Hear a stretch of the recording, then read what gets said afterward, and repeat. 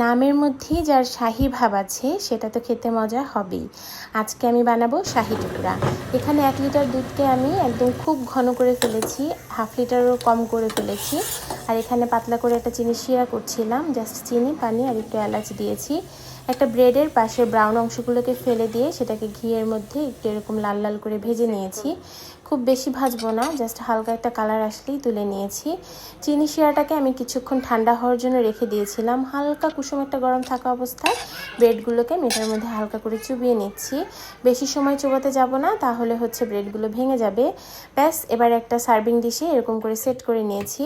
আর এখানে সেই ঘন দুধের মধ্যে আমি কনডেন্স মিল্ক, চিনি এগুলো অ্যাড করে দিয়েছিলাম।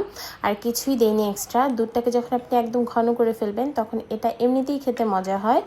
আর এখানে আমি উপর থেকে দুধটা ঢেলে দেওয়ার পরে 3 ধরনের বাদাম, কাজু বাদাম, পেস্তা বাদাম, কাঠবাদাম এবং কিশমিশ দিয়ে সার্ভ করে নিয়েছি। ব্যাস, এটাকে ফ্রিজে রেখে দিয়েছিলাম বেশ কিছুক্ষণ। 4-5 ঘন্টা পরে হচ্ছে এটাকে বের করে খেতে পারবেন। ঠান্ডা অবস্থায় এই শাহী টুকরাটা খেতে অমৃত লাগে। এই শাহী টুকরাটা আমি খুবই সিম্পল ওয়েতে বানাই, এক্সট্রা অনেক কিছু যে এখানে দিতে হয়েছে তাও না, বাট খেতে খুবই অসাধারণ হয়।